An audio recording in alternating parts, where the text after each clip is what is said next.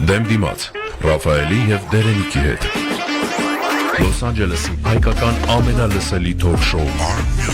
Հայերի ամենասիրելի ռադիոկայան Դեմ դիմաց Ռաֆայելի և Դերենիկի հետ Հարգելի բարեկամներ, ողջույն բոլորին, ովքեր միացել են մեզ, ուղիղ եթերը մեկնարկած է դեմ դիմաց յոգա ուղեղի համար ձևաչափով, հարգելիներս, մեկնելուց մի քանի ժամ առաջ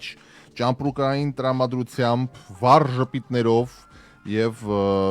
մտահոգ, իհարկե մտահոգ, որովհետեւ այնինչ տեղի ունեցավ մի քանի ժամ առաջ, կարծում յուրաքանչյուր adekvat հայի անհանգստություն է պատճառել, որովհետև մենք ուրբաթ օրը կհիշեք հարգելի բարեկամներ, միասին քննարկում էինք Կոստանտին Զատուլինի արած հայտարարությունները, ասում ենք դե հիմա մարդը ասում է դժվար թե առանց Կրեմլի հավանության տենց բաներ ասի, Կրեմլը ինչ որ բան է ուզում լսացնի, հասկացնի, բացատրի, սպառնա, մի խոսքով հիշում եք ուրբաթ օրվա մեր ծավալուն քննարկումը եւ իհարկե այնտեղ միտքը հղացավ առայն որ Զատուլինը որպես ԱՊՀ հարցերի փոխնախագահ դժվար թե առանց Պուտինի համաձայնության նման բառամթերք օգտագործեր, չէ՞։ Եվ այդ ուրեմն կասկածները ջարդուփշուր արեց ասուլիսը Վլադիմիր Պուտինի, ընկերներ, մեզ կարճ ասած, մեզ սպառնաց ուղիղ, հստակ, առանց երկմտանքի, բաց տեքստով եւ ասաց, տեսեք ինչա կատարվում Ուկրաինայում Եվ Ուկրաինայում այն ինչ որ կատարվում է, սկսել է այն ամենից, ինչ որ հիմա կատարվում է Հայաստանում, այսինքն Հայաստանում կատարվածը ուկրաինական սցենարի առաջին քայլերն են։ Հիմա բաց տեքստով ես ենթադրություններ չեմ անում, որևէ գուշակությամբ չենք զբաղվում բարեկամներ, մեզ հստակ սպառնացել են։ Հիմա ես հարց եմ տալիս լոսում ապրող իմ հայրենակիցներին, հարգելի եղբայրներ, քույրեր, ավակ ընկերներ, հարազատներ, ազգակիցներ, Facebook-ով մեզ դիտող, Եվրոպայից են զանգում են, դիտում են, հարգելի մեր Եվրոպայի հայություն, աշխարհասփյուր հայություն, անգամ Ռուսաստանից դիտող ազնիվ եւ պարկեշտ,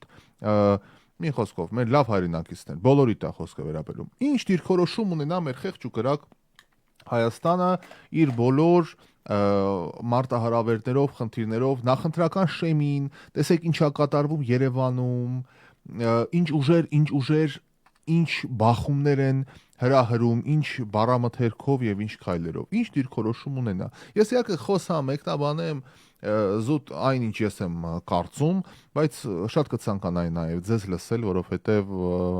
մեր հաղորդման մեջ այդպես բանը չգրված օրենք է կարծես դառնում, որ մտորում ենք միասին, լինի դա Facebook-ը, լինի դա զանգի տեսքով 747-477-3444 մեր ուղիղ եթերի հեռախոսահամարն է, կարող եք զանգահարել, նաև ձեզ լսեմ։ Ես իհարկե տեքստը կկարդամ ամբողջությամբ, մենք այստեղ մի քանի պատառ նաև առանձնացրել ենք Հայաստանը այս ամենից հետո եւ ինչ քայլերի հաջորդականություն ենք մենք փորձում ունենալ։ Բարի, միասին լսենք։ Что касается планов Армении, армянского руководства, вы знаете, ведь мы на эти мероприятия никого не приглашали. Это не юбилейные мероприятия, но всем, сказать, разослали информацию о том, что мы будем рады, если кто-то приедет. Никому не запрещаем. Приглашение официальное. Поэтому не только Армения, и другие страны, наши добрые соседи, хорошие партнеры и друзья не были сегодня здесь. Я здесь не вижу ничего необычного. Хотя те, кто приехал, безусловно, проявили в известной степени и мужество лично, потому что ведь им стало известно об определенных договоренностях, в том числе и инициированных президентом Трампом увеличение дней перемирия, об обменах и так далее. То есть как бы им стало известно о разрядке этой ситуации только после того, как они приехали. И не зная об этом, они, тем не менее, приняли решение быть здесь. Մի րոպե այստեղ որպեսզի ովքեր չհասկացան, բացատրեմ, գիտեք, Թրամփը եւ Պուտինը օրերս ստորագրել էին, ոչ թե ստորագրել, համաձայնության էին եկել, որ մի քանի օր հրադադար պիտի լինի Ուկրաինայում եւ ասում են, որ Ուկրաինայում այդ ամենը եղել է եւ այդ ֆոնին պետք է որ մի քանի օքի գային։ Это заслуживает особого уважения. Հարգանքի արժան բան է, բայց կրկնում եմ, на кого-то нет ничего здесь особенного. Եթե որևէ մեկը չկա, որը տարօրինակ չենք տեսնում։ Что касается планов Армении присоединиться к Евросоюзу, это, конечно, требует особого рассмотрения. Мы обсуждали это с премьер-министром. Մենք նորից պաուզա եմ տալի։ Ինչ վերաբերում է Հայաստանին, ասում եմ, դա առանձնակի ուշադրություն է պահանջում։ Մենք վարչապետի հետ քննարկել ենք այս հարցը։ Պաշտոնյանом не один раз. Ոչ մի անգամ։ И не видим здесь ничего особенного. Ոչ մի տարօրինակ բան այստեղ չենք տեսնում, հատուկ բան։ Նա էլ կփաստի, որ ես իրան հազար անգամ ասել եմ, հիմա էլ եմ հրապարակային ասում։ Мы поддержим все, что выгодно армянскому народу. Մենք աջակցում ենք այն ամենին, ինչ հայ ժողովրդին օգուտ է։ У нас с армянским народом մենք հայ ժողովրդի հետ հատուկ հարաբերություններ ունենք դարերով, հարյուրամյակով, եւ եթե հայ ժողովրդին ձեռը տալիս կայս կամ այն որոշումը, խնդրեմ, մենք որևէ բայց իհարկե մենք պետք է նկատի ունենանք որոշ հանգամանքներ, որոնք շատ կարեւոր են եւ մեզ համար, եւ ինչը նկատի ունեմ։ Ну, например, у нас торговый оборот. Օրինակ մեր առևտրային շրջանառությունը Հայաստանի հետ մի փոքր նվազել է հիմա անցյալ տարի նախանցյալ Все-таки 7 миллиардов մոտավորապես 7 միլիարդ դոլար 25 թվականի տեսանկյունով։ Ввиду, что ВВП страны 29 Եթե հասնենք, որ հնան Հայաստանի 27 միլիարդ է, ապա սա հսկայական И Армения получает значительные преимущества։ Հայաստանը մեծ քանակի առավելություններ է ստանում յատմի տարածքում։ Գյուղատնտեսության բնագավառում դա վերաբերում է արդյունաբերությանը, մաքսային, տուրքերին, հարկերին եւ այդպես շարունակ։ Միգրացիոն, այսինքն ներգաղթային ծրագրերին։ На мой взгляд, было бы правильно. Եվ իմ կարծիքով ճիշտ կլինի и по отношению к населению, ժողովրդի նկատմամբ, по отношению մեր нам как նկատմամբ ինչպես գլխավոր էկոնոմիկայի, տնտեսական գործընկեր провести референдум. Ազնիվ լինեն եւ օրինակ հանրաքվե անեն Հայաստանում։ Դա լոգիկա է, տրամաբանական կլիներ ու հարցնեին հայ ժողովրդին ինչպիսին պետք է լինի նրանց ընտրությունը եւ այդ քայլերից դրդված մենք համապատասխան եզրակացության կգայինք եւ կանեինք փափուկ, նուրբ такого интеллигентного и взаимовыгодного развода. Понимаете, что вот мы сейчас переживаем все, что происходит на украинском направлении. А с чего началось? Со вступления или попытки вступления Украины в ЕС. Первый этап, только первый этап. Мы уже тогда начали обсуждать с европейцами. Мы им говорили, послушайте, фитосанитарные нормы разные абсолютно. В вашей стране, в Евросоюзе и в России. Кстати, у нас гораздо более строгие фитосанитарные нормы. Невозможно, чтобы ваша продукция поступала на российский рынок через украинскую территорию. Мы не можем этого допустить. А у нас на тот момент были свободные границы, зона свободной торговли. Мы вынуждены будем закрываться. То же самое касается целого ряда промышленных товаров. Բարեկամներ, ես հիմա Հայաստանի մասին այս հատվածն էր, ովքեր եթերից հետո ամբողջականը կներկայացնենք, բայց Հայաստանի վերաբերում է այս առաջիկա 4 րոպեն ելույթի։ Իհարկե սա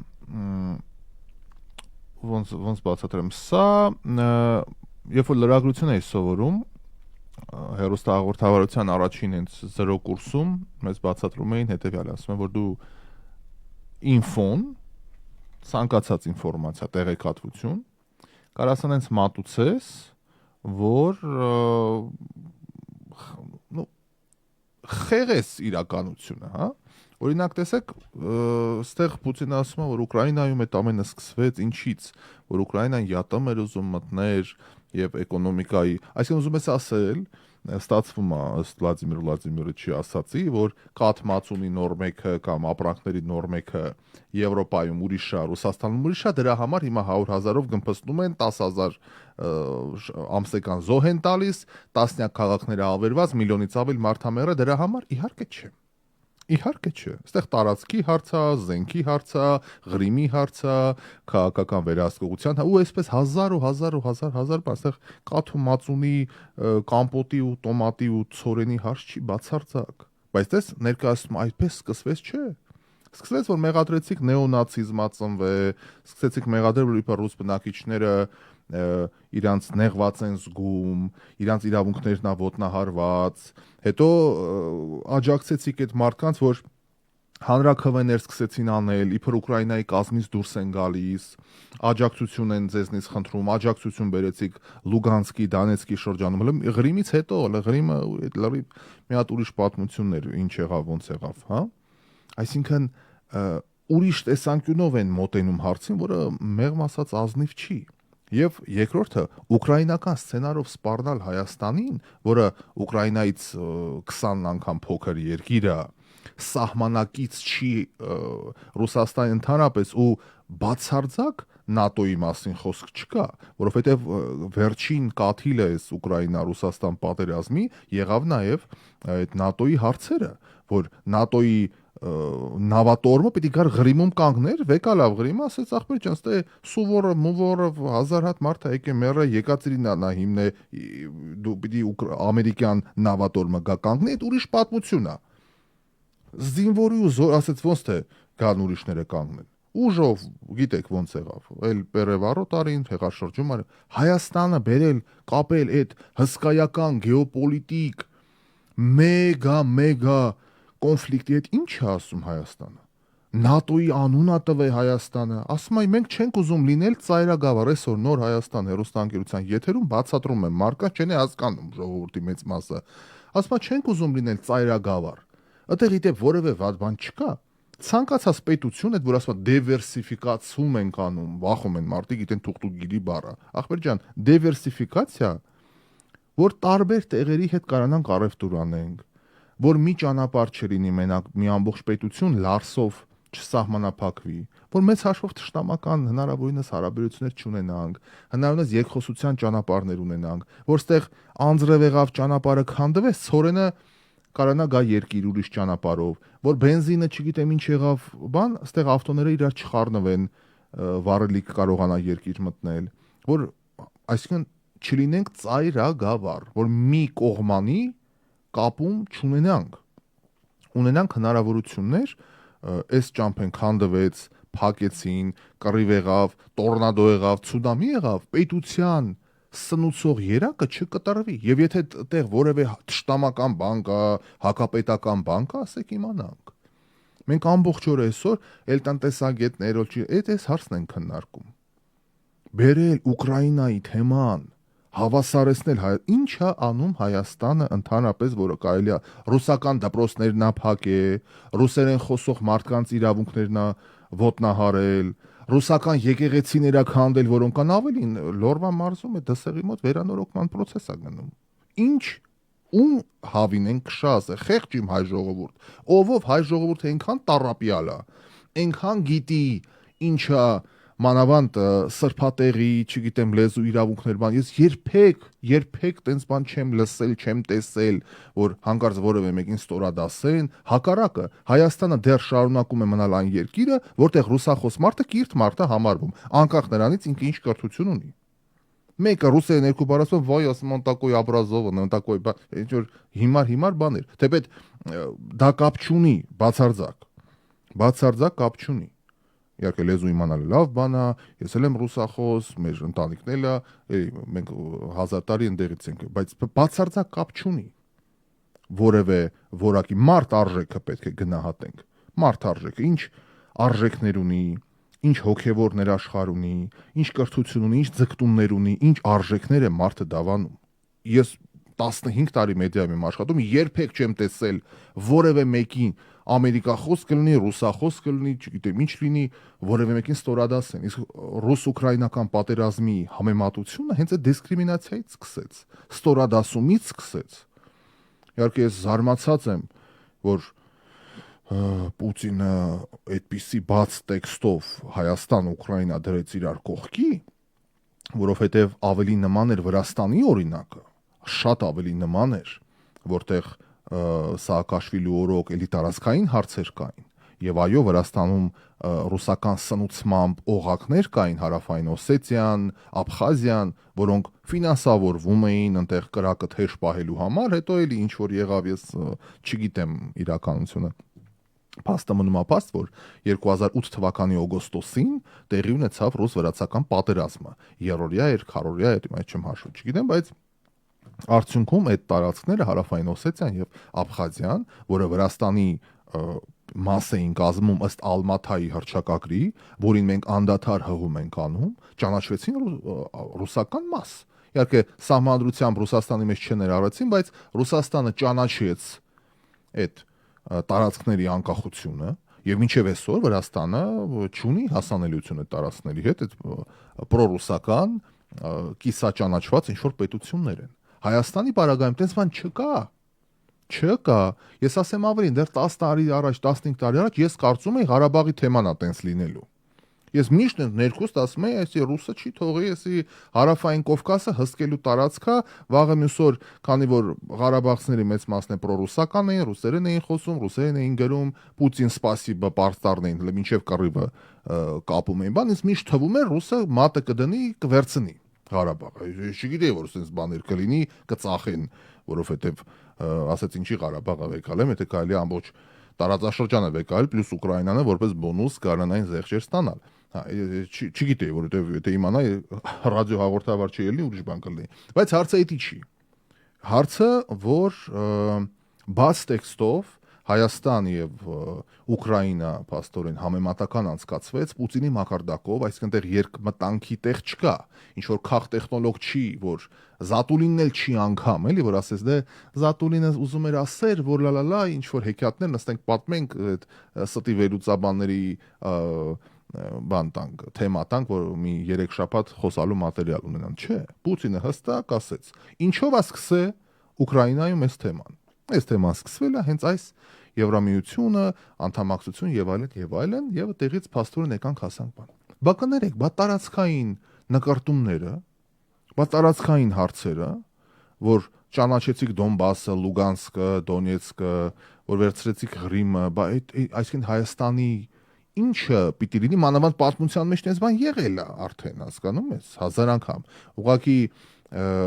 թե կարճամտությամբ, թե անգրագիտությամբ, այդ չեմ կարող ասել, այդ տարածքները, որ Հայաստանից պոկեցիք, դուք ձեզ չվերցրեցիք, դուք տվեցիք թուրքերին եւ ադրբեջանցիներին։ Նույն Մոսկվայի եւ Կարսի պայմանագրերով, որ Հայաստանը ինչ ձևաչափ պիտի ունենար, դուք Հայաստանից պոկեցիք հատվածներ եւ տվեցիք, ձեզ անգամ չվերցրեցիք, էլի հասկանաս, այդ սրիկայության մակարդակը այդտեղ Լենինի ընդհանրապես հայատյացության եւ մարդատյացության, ինձ համար գիտեք, եթերում 1000 անգամ ասել եմ, ոչ մի Քեմալ, ոչ մի չգիտեմ, ընդ Ջեմալ Լենինի լեվելին չի հասնի, որովհետեւ ինքը մարդատյաց էր։ Ասենք այն տականքները հայատյաց էին, ատում էին հայերին։ Եվ ինչ անում էին, ասենք այդ երիտուրքական այլանդակ գաղափարախոսության համար։ Իսկ այս գետին մտած, որ տենց է գետինը չի մտնելու, ինքը մարդ հատյաց էր, ինքը ասում էր всемирная революция պիտի լինի, այսինքն ամբողջ пролетарии всех стран присоединяйтесь, մի հատ իր մտորումները կարդացեք, ինչեր էր գրում այդ Լենինը գետին մտած այդ սիֆիլիսը, գրում էր, որ ամբողջ աշխարհի բանը պիտի հեղափոխություն լինի, սոցլագեր պիտի սարքենք, որ ըստ կարողության եւ ըստ պահանջի պիտի ապրեն, այսինքն մարդը, որ ինքը հիմար չէր, Շվեյցարիայում սովորած ինքը գիտ շատ կրթված մարդ էր, ոնց կարա կրթված մարդ, իրոք կրթված մարդը այդ գաղափար ունենա, որ չի կարող երբեք մոլորակը ապրել մի խաղի կանոններով, տենց բան հնարավոր չի լինում տենց բան, մանավանդ որ տարբեր ազգերը, տարբեր էվոլյուցիային ապրել, չի կարա ամերիկացին, հարավ-աֆրիկյան հանրապետությունը, ֆրանսիացին, շվեդը, ռուսը, չինացին եւ հյուսիս կորեացին ապրի մի համակարգի մեջ։ Չի լինում տենց բան։ Չի լինում։ Լինելու է, չգիտեմ, մի 100, 200, 300, 500 տարի հետո, ոնց որ գրած է The Giver web-ում։ The Giver web-ը ադավացել է, ֆանտաստիկ վեբ է։ Լինելու է միայն այն պարագայում, եթե հանկարծ մի ահավոր աղետ լինի Աստված հեռու պահի, երբ որ մարդկության ճնշող մեծամասնությունը 90% վերանա, մոլորակը լինի, չգիտեմ ինչի մեջ, որ հավաքվի մի խումբ մարդ ու փորձեն survivor եղածներով, գոյատևածներով նոր քաղաքակրթություն հիմնեն, մի նոր խաղի կանոններ ստեղծեն, այդ ժամանակ կարող է լինի, որ մոլորակը ինչ որ մի նոր գաղափարով ապրի, բայց այս պայմաններում հարևանը հարևանի դեմա դանակով գնում, կարմիր լույսի համար իրար դանակահարում են, եղբայր դու ոնց կարաս ամբողջ մարդկությունը մի խաղի կանոններով բանանես, դրա համար էլի վերադառնալով բանին, հա, սահմաններ գծելուն, փաստորեն դա արե։ Այսօրվա դրությամբ։ Ու սա շատ վտանգավոր հայտարարություն է, հարգելի բարեկամներ։ Սա շատ վտանգավոր հայտարարություն է, որից չգիտես էլ ինչ սպասես, ինչ կարողանաս քաղել։ Երևանը պիտի հաշվի առնի Ռուսաստանի դիրքորոշումը եւ հանրաքվե անցկացնի Եվրոմիության անդամակցության վերաբերյալ։ Ոչ ասի, հասկանում ես։ Այսինքն արդեն ներհայաստանյան պրոբլեմը, այսինքն ընտրություններին մասնակցին, իրանց թեկնածուին բերում են, ֆինանսավորում են, այսքան մեդիան ստե պահում են, իրենց ողջ պրոպագանդայի ապարատով հայատյացությամբ զբաղվում են, հիմա էլ հանրաքվե պիտի անեք։ Հասկանում ես, ինչ վտանգ է այս ամեն ինչը պարունակում իր մեջ։ Ռուսաստանի նախագահը նաև նշում է, որ Հայաստանը պետք է հաշվի առնի Մոսկվայի դիրքորոշումը եվրոինտեգրման հարցում, ընդգծելով հանրաքվե անցկացնելու նպատակահարմարությունը, նա հավելում է, որ նման որոշումը ճիշտ կլինի Հայաստանի քաղաքացիների համար էլ։ Այսինքն իմ կարծիքով Հայաստանի ժողովրդի ճնշող մեծամասնությունը մի քանի օրից հունիսի 7-ին ինքը հստակ իր դիրքորոշումը կասի, շատ հստակ։ Ու սա էլի եմ ասում, սա թշնամանք չի հայ մարդու Հայաստանի Հանրապետության ոչ մի ղեկավար մտկով չպիտի անցկացնի հանկարծ թշնամանքի մասին խոսա։ Այս ինչ որ մենք հիմա խոսում ենք, սա թշնամանք չի, եղբայր։ Սա թշնամանք, այսինքն եթե քեզ ասում ես, ախպեր ես խեղդում ես, մի րոպե մի խեղդի, մի հատ նամ ինչ կարամ, մի բաժակ ջուր ուզեմ տանխում եմ, դա հո թշնամանք, հա։ Ինքը չի ասում, որ ես կտրում եմ քո ձեռքը, այն ձեռքը, որը չգիտեմ, ինձ խեղդում է դարերով, տես բաներ մենք չենք կարա ասենք, որ ասում է, չենք կարա, ոնց բացատրեմ, եղբայր, գժվում եմ արդեն։ Մենք ասում ենք, ուզում ենք լինել բոլորի հետ լավ։ Ուզում ենք այն ցորենա ծախում, գնանք ցորեն առնենք, էսի դամբուլա ծախում, էսի գնանք դամբուլ առնենք, այն գազա վաճառում, գնանք գազ առ, ու այսպես շարունակ։ Ոչ թե ամեն ամառ վայ բան արեցիք, ծիրանը նեխես թափավ։ Հիշում եք Տավուշյան դեպքեր կար 19 թիվներ, թե 20-ին էր կարծեմ, մինչև պատերազմը, որ ինչ պատրվակով չեմ էլ հիշում, ամբողջ դե փառք ու պատիվ Մոսկվայի շատ հայրենակիցների, որ մեր ֆուրերից գնում էին ծիրան էին առնում, դույլերով, վեդրոներով կրում էին այդ ծիրանը, որ ներմուծողը տակ չտա, սփորթ արեցին այդպես, հերթը հիշում եք, որ անգամ ռուս բլոգերներն էին նկարում էին, ասում են, մալացի արմյանի, ծերից ծեր շարվել էին, ծիրանը առնում էին, տանում էին, բայց այդ պատժի բաներ, չէ, այս շուկան չի ընդունի, մի բան ենք անում, վայ ձեր ջերմուկը չենք խմի, ինչ որ բան ալինում, վայ ձեր կոնյակը ոնց որ այդքան էլ լավը չի, մյուսը, մածունն էին արգելափակել, այսպես շարունակ, մենք թշնամանք չենք հայտարարում, մենք ասում ենք ուզում ենք լինել, մենք փոքր երկիր ենք, մենք չենք կարող լինենք մի օղակից կախված, իսկ իրանք մեզ բրելոկի տեղ կախել են Հարավային Կովկասում, մի օղակից ու ման են ածում, եւ եթե սա թշնամանք է, եթե հսկայական Ռուսաստանը, կայսրությունը, որ հսկայական պատմության ու մշակույթի կրողն է, անկախ ամեն ինչից ինչ ուզում եք ասեք, եթե այս փոքր երկրի տեսակետը չի ընկալում, այդ է թշնամանք, ոչ թե Հայաստանի դիրքորոշումը։ Եթե որևէ հայ ղեկավար կլինի թշնամական բաներ կասի, ինչ է ասում, ասում հապկին չեմ մասնակցում, դա թշնամանք է։ Դա ճշտամանք է, որ ջերմուկը ռմբակոծում էին, ախր էլի ես նոր ասի, Փաշինյանը Կրեմլում չբացատրեց նորմալ։ Ամենայն հարգանքով ես լրիվ ուրիշ ձև պիտի լիներ այդ խոսակցությունը։ Այդ հապկի, որ ասում է մեխանիզմը ОДКБ не сработали, ինքն է որ ասում էր դե ախր Народная Карабахская, չգիտեմ ինչը, она была не признанной республикой, вы сами не признавали ее независимость, как мы могли вступить, как могло ОДКБ по 6-му пункту сработать. Փաշինյանը պետք է ասել, извините, но մենք խոսում ենք ջերմուկի մասին։ Ես չեմ ասել ինչի Ղարաբաղում չի կռվել հապկը։ Ես ասում եմ, որ Սյունիքում եւ ջերմուկում ռազմական գործողություններ եղան։ Եվ որ ջերմուկում ռմբակոծում էին։ Շենքեր, շինություններ, պատուհաններ, ճոպանուղին տվին գմփցրին։ Սյունիքում օկուպացիա է։ Դուք ասում եք Ղարաբաղ, Պրիչոմ тут Ղարաբաղ, ախպեր ջան ասում է։ Այ այդ պիտի ասվեր, որ չասվեց։ Եվ հիմա ես շատ անհանգստացած եմ, եթե ճիշտն ասեմ, որտեղ չի սպասում, որտեղ իմ կարծիքով որ ռուսական վերնախավը ավելի հանգիստ կլիներ, սահուն կլիներ, որովհետև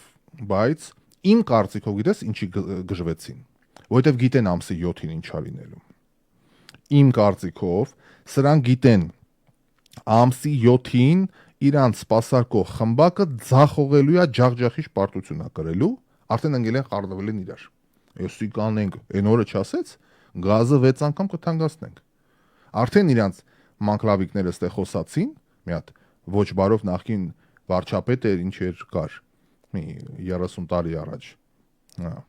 Ասեց ես Ռուսաստանի տեղը լինեմ, գազը կթանկացնեմ, այս ամեն ինչը սենց կանեմ, նենց կանեմ, որ նոր իմանան ինչ կա, ու այդ հայ մարդը խոսում է Հայաստանի մասին, շատ կարևոր դիտարկում է։ Եվ հանկարծ մի անգամից սենց կտրուկ շրջադարձ, բարձրագույն մակարդակով, իսկ իրենց վերև ով պիտի ասի։ Զատուլինից հետո փաստորեն Պուտինը խոսած։ Իմ կարծիքով, ասում է Պուտինը,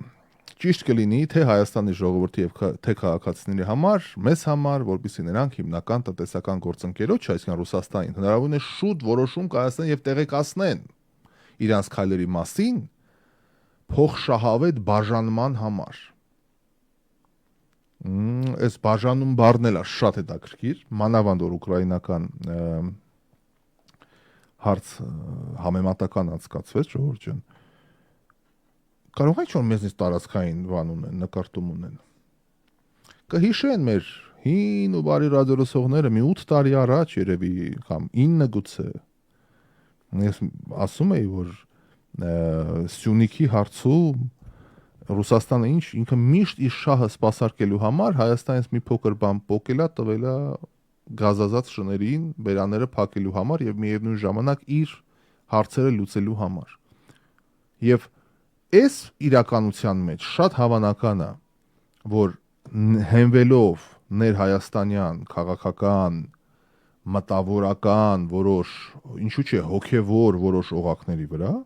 ինքը այդ քայլերն է իրականացնում։ Ամսի 7-ի ընտրության ընդառաջ։ Մենք այժմ ականատես ենք լինում Ուկրաինայում տեղի ունեցող այս ամեն ինչին, շարունակում է Պուտինը։ Բայց որտեղից սկսվեց այս ամենը։ Ուկրաինայի Եվրոմիության անդամակցության փորձերով։ Այ քեզ բան։ Ընդհանրապես անդամակցության փորձերը եւ հիշում եմ դոկումենտալ ֆիլմեր ենք պատրաստել, այդքան խոսել ենք այս թեմայի շուրջ։ Վլադիմիր Վլադիմիրոviչ Պուտինը ասում էր, որ ուզում ես գնաս Եվրոպա, գնա, բառացիորեն ցիտում եմ, но будь добра, вернуть то, с чем пришла։ Բարի եղի վերադարձրու այն ինչով եկել ես։ Կներեք, ինչի մասն է խոսքը։ Տարածքների, գործարանների, ինչի։ Այս բան, չգիտեմ, դարպես այս բաժանում տերմինն է շատ հետաքրքիր, որտեղ հայ եթե բաժանվում են, իհարկե ամուսիններով կիսում են ունեցվածքը անկախ նրանից, ով ինչքան է աշխատել, բայց սա բաժանում, սա ընտանիք չի, հասկանում ես, սա ընտանիք չի, սա տերն ու ծառայի պատմությունն է, որտեղ ընտանիքում մի քիչ ուրիշ արժե համակարգ է գործում, եթե չեմ սխալվում, էլի, հիմա էլի գուցե իդեալականացնում եմ, բայց սա ընտանիք չէր։ Սա բռնապետական զորով պսակադրություններ, որ ինչ եղավ Հայաստանի հաշվին, այո, Հայաստանում գուցե չգիտեմ, քաղաքներ են սարքել, գիտահենք արդյունաբերություն է եղել այդ 73 տարվա մեջ, շատ լուրջ հայեր են տվել, գիտնականներ, ակադեմիկոսներ, այդ անկասկած, դա փաստ է պատմական, գիտեք, այս փաստերը փորձում եմ չաղավաղել, որտեվ բայց ես վստահ եմ, որ եթե Հայաստանի Հանրապետությունը առաջին հանրապետության ժամանակ, եթե ճիշտ դաշնակիցներ ընտրեր եւ գնար նույն եվրոպական ուղով այն ժամանակ, ինքը 73 տարվա ընթացքում շատ ավելին կտար։ Անկախ ես չեմ թերագնահատում Վիկտոր Համբարձումյանի, Վաստակը, մյուս մեր այնտեղ Մերգելյանի, ասենք Ալիխանյանի եղբայրների, հա, ֆիզիկայի Ալիխանյան եղբայրների կամ մնացածների, Օրբելիների բացարձակ։ Բայց 73 տան համարյա մի դար է,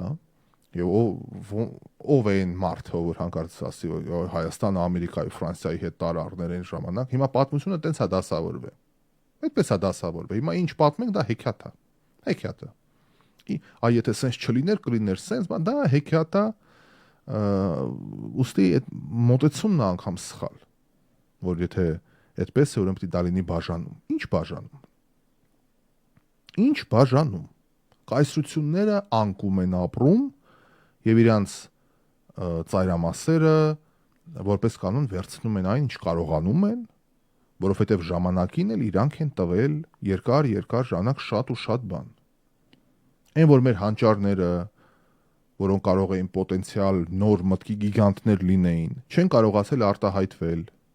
արգելվել են, վտարվել են, սպանվել են, կեղեքվել են, ընտանիքներին Սիբիրներն եք քաշ տվել, Չարենցին գնդակահարել եք, Բաքունցին գնդակահարել եք, Թումանյանի ամբողջ Գերդաստանին ոչնչացնում էիք։ Այդ ինչի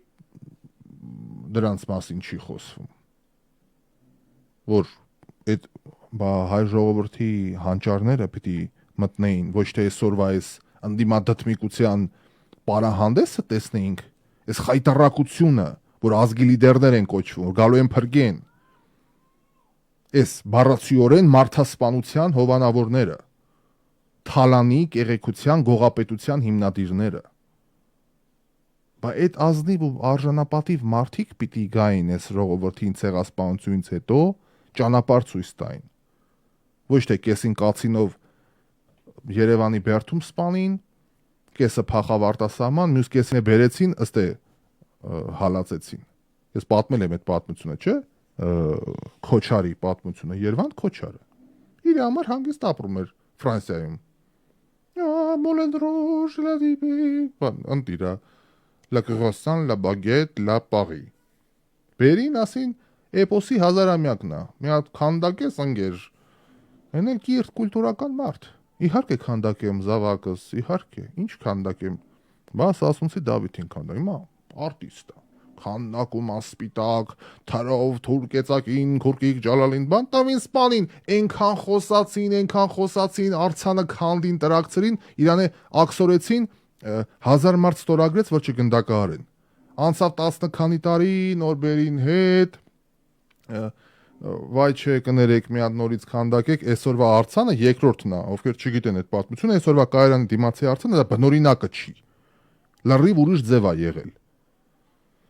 Եղել է առաջինը սպիտակ։ Բան, սպիտակ օրինակով։ Բայց դե հանճարը ինչով է հանճար։ Բա Թուրքիայի վրա է թուրը քաշե։ Հիմար անգրագետներ, ավանակներ, ուրիշ բաններից վրա էր քաշելու լամպերի, այս բանն էլ մեր մեծն Քոչարը, լավ եզեր հերն եմ անից է, Թուրքիայի վրա է քաշում, եզա քաշելը կտենակ որն է, ու քանդակեց արցան, որտեղ կա գաղտնիք, ես հիմա նկարն եմ քաշում, Թուրքիայի վրա է քաշում, հա? Okay. Անենց մի հատ արցանք հանդակեց։ Հեսա ցույց եմ տալի։ Ովքեր դիտում են Facebook-ով, խնդրեմ մի հատ նայեք։ NPC արցանք հանդակեց, հեսա էս տեսել եք, չէ՞։ Ահա։ Որ Թուրքիայի տարազով մարդը Թուրքիայի տարազով ոտերով մխրճված է համապատասխան տեղը, ոտերի մատերն է անգամ երևում։ Քուրկիկ ջալալու համապատասխան տեղն են մխրճե, ահա։ Այ էտա հանճարը, ավանակն էր։ Տարախեջ մարդուն կերակ։ Հանճարեղը այ տենց է, ու չգիտեին, երկար տարիներ չէին խոսում, բան չէին ֆայմե, որ տենց բան կարար արել թուրքական այդ գոտիով տուլումբայա ինչա այդ բաներով։ Այսենց մարդիկ, այդ մարդիկ պիտի ղեկավարեին, մշակույթի նախարար դառնային, գիր ու գրականություն տային, բան տային, ոչ թե մի հատ կնիկ էթար Գարբաչովի դեմը մի հատ ուրիշ Իրանից Բեժբեթարի հետ նստեր խոսար, այս ազգը քանդեր։ Այս է մտավորականների ուժը։ Այ։ Ռուսաստանի նախագահ Վլադիմիր Պուտինի հայտարարությունը ոչ թե Երևանը, չէ, առայն, որ Երևանը պետք է հաշվի առնի Ռուսաստանի դիրքորոշումը եւ հանրաքվե անցկացնի Եվրոմիության անդամակցության վերաբերյալ, առաջին հայացքից կարող է ներկայացվել որպես դիվանագիտական կարծիք կամ քաղաքական ուղերձ։ Սակայն իրականում սա շատ ավելի խորքային եւ վտանգավոր ենթատեքստ ունի։ Երբ նման ձևակերպումները հնչում են մի երկրի ղեկավարից, որը վերջին տասնամյակում փաստացի պատերազմներ է սկսել իր հարևանների դեմ, խոսքը այլևս մտահոգության մասին չէ, սա քաղաքական սպառնալիքների մասին է։ Քաղաքական սպառնալիքների։ Հայաստանի նկատմամբ ուկրաինական սցենար հիշեցնելը դա պատահական ձևակերպում չէ։ Սա քաղաքական ազդակ է, որը կառուցված է մեկ պարզ տրամաբանության հիման վրա։ Եթե փոքր պետությունը փորձում է ինքնուրույն որոշել իր արտաքին քաղաքական ուղղությունը, ուրեմն նա անկասկած կպատժվի, իսկ պատժողը ով պիտի լինի, իհարկե մետրոպոլիան։ Եվ սա իրոք հենց այդ ակնարկի հիմնական ուղերձն է։ Խելքները գլուխներդ հավաքեք հա կոչում, ուր է գնալու։ Այդ Լուկաշենկոյի ասած դա կամու нужны эти армяне։ Դրա երկրորդ սերիան է սկսել։ Ամենաաղմկահարույց հատվածը այն է այս հայտարարության, որ Ռուսաստանը շարունակաբար խոսում է պետությունների ինքնիշխանության, պատմական անվտանգության, աշխարհքաղաքական հավասարակշռության մասին, մինչդեռ հենց ինքն է բազմիցս ոտնահարել ու ոտնահարում այդ սկզբունքները, որոնց մասին խոսել է։ Մոլդովայի օրինակով, Վրաստանի օրինակով, Ուկրաինայի օրինակով, սա մեզ է հերթը հասնելու, եթե սենց շարունակվի։ Հա, պատմական արդարություն է դա որակում։ Արդյունքում տեղի ունեցավ լայնածավալ ներխուժում, 100,000-ավոր զոհեր, միլիոնավոր փախստականներ, նույն Ուկրաինայի մասին է խոսքը։ Հսկայական օկուպացված տարածքներ, որոնք չափով մի քանի անգամ մեծ են, քան հենց բուն Հայաստանի Հանրապետությունը։ Եվ այստեղ առաջանում է ամենակարևոր հարցը, բարեկամներ, եթե Ռուսաստանը իրեն իրավունք է վերապահում ուժով վերաձևել սահմանները Ուկրաինայում, ապա ինչու Հայաստանը պետք է վստահ լինի, որ հանկարծ նման տրամաբանություն չի գործի Հայաստանի համար։ Որտեղ են այդ երաշխիքները։ Ավելին ասեմ, այսօրվա Պուտինի հայտարարությունից հետո ընդհանրապես երաշխիքները հոդս են ցնդում։ Եվս մեկ մտահոգիչ փաստ առայն, որ Հայաստանի ներսում միշտ գտնվել են ուժեր, որոնք ցանկացել են ռուսական մերձեցում եւ ցանկացած ռուսական ճնշում ներկայացրել են որպես փրկություն կամ անխուսափելի անհրաժեշտություն։ Նույն տրամաբանությունը գործում էր պատմական ամենածանր էջերից մեկում Կարսի պայմանագրի նախօրեին, երբ հայկական շահը զոհաբերվեց մեծ պետությունների պայմանավորվածություններին, այդ ժամանակ էլ կային մարդիկ այստեղ մեր շուրջը, որոնք արտաքին կախվածությունը ներկայացնում էին որպես իրատեսություն, իսկ ազգային դիմադրությունը արկածախնդրություն, այն էլ վտանգավոր արկածախնդրություն։ Այսօր պատմությունը կարծես կրկնվելու վտանգ է պարունակում, երբ հայ հասարակությունը փորձում է համոզվել որ չէ, տենց բան չկա, ավելին մենք ազատ, այդ ինքնիշխան բառից էլ են մարդիկ վախում։ Ասում այդ ինչներից վրա եք ինքնիշխան, ժողովուրդ, ինքնիշխան չի նշանակում ահեղ, ծովի սով, ինքնիշխան նշանակում է ժողովուրդը որոշում է ինքը, այս ուղղությամբ է գնում, այն ուղղությամբ է գնում, թե որ ուղղությամբ է գնում եւ ժողովրդի գլուխն ու ոտերը չեն ջարդում այդ ընտրության համար։ Դա կոչվում է ինքնիշխան, որ ժողովուրդը որպես ուժ, երկրի միակ ուժ որոշում է ինչ խաղի կանոններով է խաղում։ Այս ինքնիշխան այդ էլի անգրագիտությունն է, որովհետեւ այն մարդիկ, ովքեր ուզում են իշխանության գալ այս երկրում, հայերեն խոսալ չգիտեն եւ իրանց օրոք ապրած սերունդը մեծացել է հայերեն բարերի իմաստը չի կարողանում ընկալել։ Իմա որովհետեւ չեն խոսում այդ մարդիկ հայերեն։ Գրել կարդալ չգիտեն այդ մարդիկ հայերեն, ուր մնաց դիվանագիտություն, պոլիտիկանն գնա ժողովրդի հետ խոսան։ Տեսնում ենք դրանց խոսածածը։ Դրա համար էլ ինքնիշխանություն բառը ասում, այդ ինչներից վրա եք ինքնիշխան։ Եղբայր ինքնիշխանը այնպես բառա, ինքնուրույն իշխանություն։ Ինքն իրեն իշխան։ Ինքնիշխանը ինքն, այսինքն ինքը որոշում է ինչ անի։ Իր գլուխը չեն ջարդում Մոսկվայից, Փարիզից, Վաշինգտոն, ոչ մի տեղից։ Այդ ինքնիշխանը վերաբերում է բոլորին,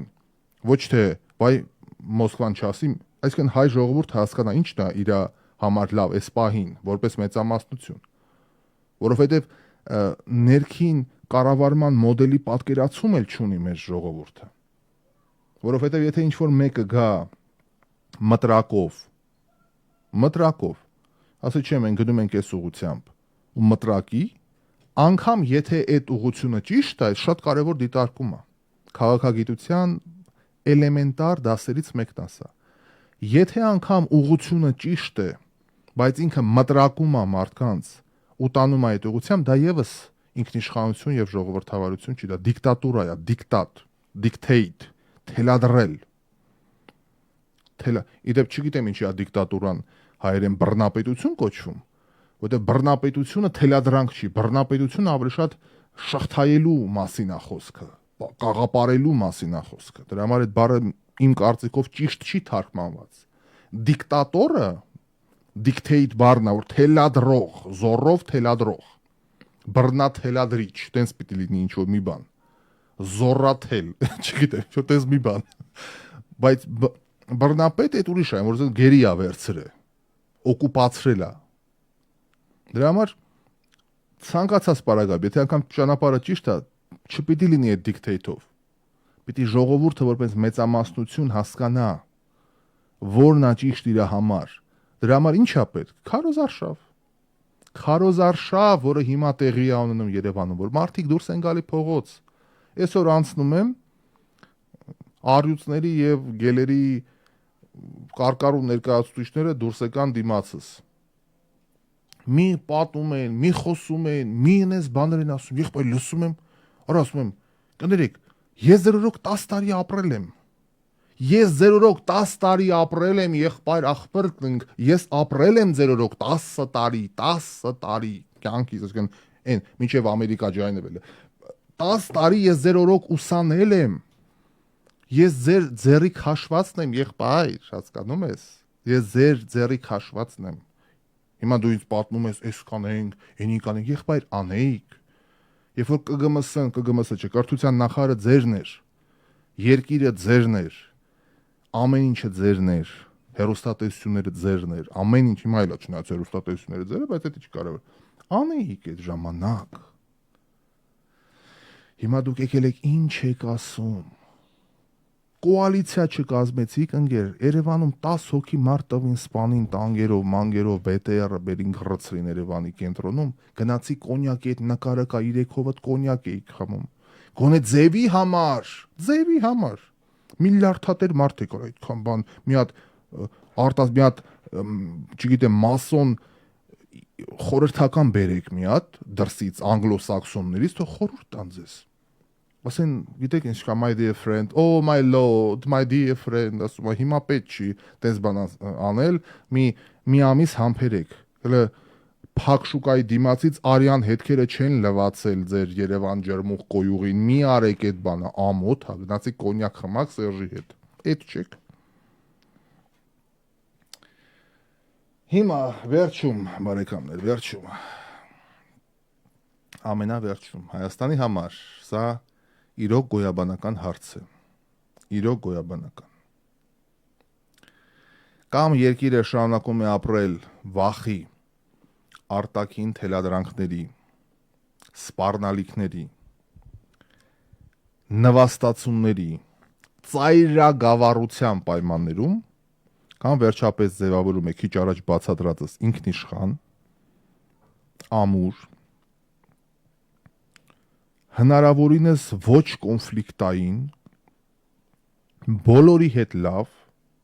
մենք պրոբլեմ չունենք երկիր։ Հայաստանի կարգախոսը մենք ոչ մի պրոբլեմ չունենք պետք է լինի։ Մենք խնդիր, աղբեր ջան, մենք ոչ մի խնդիր չունենք։ Յուտայից ընկերների մեծ մասը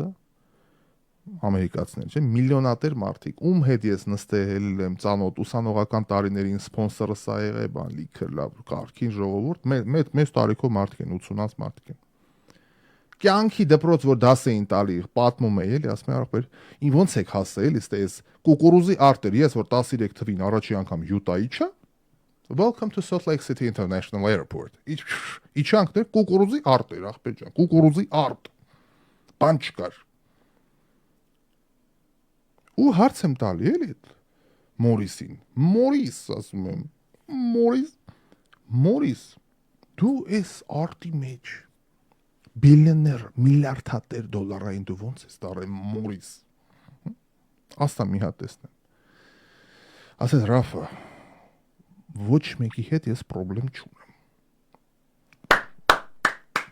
Viva Մորիս, ապրի։ Նույնն էլ մեր երկրի, մենք ոչ մեկի հետ պրոբլեմ չունենանք։ Ոչ մեկի, ով մենք ու տակից։ Հիմա որ ասեմ ջհուդների պես, էլի կասեն զզվծրեց։ Ջհուդների պես։ Մենք պրոբլեմ ունենք, ինչ ես խոսում։ Մենք չենք ճանաչում Սիրիայի ամբողջականությունը տարածքային, չէ, բայց այն բոլոր տակից տես ոնց են քանդում։ Ոչ մեկի հետ պրոբլեմ չունեն։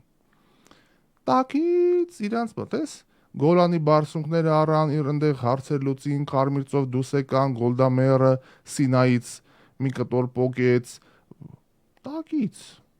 որովհետև հասկանում ես, որ դու օրը ցերեկով բաց այս աշխարհում բոլորին պատերազմ ես հայտարարում։ Վանը իմնա, մուշը իմնա, Թուրքիա չկա, Նախիջևանը վեկալենք, Արարատի գլխին դրոշ դնենք, Շուշին մտնենք, բանանենք, եղբայր, բա դու չես հասկանում, ես 100 միլիոնոց թուրքական աշխարհը հերը տա անիծելու, ու անիծել է, այդ հարց չի, բայց այդ չի կարևոր։ Ոնց խարած դու տենց, ու մանավանդ, դու վիճակ չունես, ախպեր ջան, զուգարան չունես։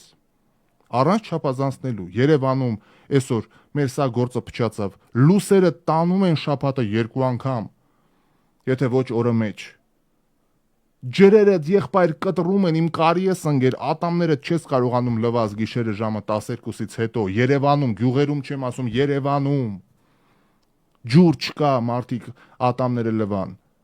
Ում գործը ժամը 7-ին է սկսում, որ 6-ին պիտի դուրս գա, ճպրոտ անլվա դուրս է գալի գնում է, այդ ձևով ես անելու, այսենց քանդել ենք այս երկիրը ու շարունակում ենք քանդել։ Ես գնացի Լոս Անջելես, ձեզ մաղթում եմ լավ օր, ովքեր մեզ լսում են Լոս Անջելեսում, գալիս եմ ձեր մոտ հարգելի բարեկամներ, գիտեք, գործերով եմ գալիս, եթե կան մարդիկ, ովքեր կցանկանան գործնական հանդիպումներ, բիզնես նպատակներ, չգիտեմ, իրանց բիզնեսի առաջընթացի հետ կապված հարցեր, գովազդներ, տեսանկարանումներ, հարցազրույցներ, բոլոր ձևաչափերով ես հասանելի եմ, Facebook-յան էջը հասանելի է, մի քանի ժամից կլինեմ այդտեղ, բոլորիդ գրկում եմ ամուր, մեկ ասեք ինչ բերեմ հետս, կբերեմ լիքը սեր, Երևանյան սեր, լիքը, յուրաքանչյուր պարկեշտ եւ նորմալ հայի համար։ Բարի, կհանդիպենք Լոս Անջելեսում, բոլորիդ մաղթում եմ լավ օրվա շարունակություն, իհարկե 3 շաբթին բնականաբար մենք բաց կթողենք, որովհետև ես նոր հասած կլինեմ, կամ ավելի ճիշտ օթում կլինեմ, դրա համար 1 օր կկրկնողություն կլինի մեր եթերում, որից հետո արդեն էլի ուղիղ եթերում կհանդիպենք, էլի տնից, կխոսանք, պատմենք եւ կգնանք առաջ միմիայն լավատեսությամբ, ժպիտներով եւ մեր երկիրը ու մեր պետությունը ազատ, անկախ եւ ինքնիշխան տեսնելու ձգտմամբ։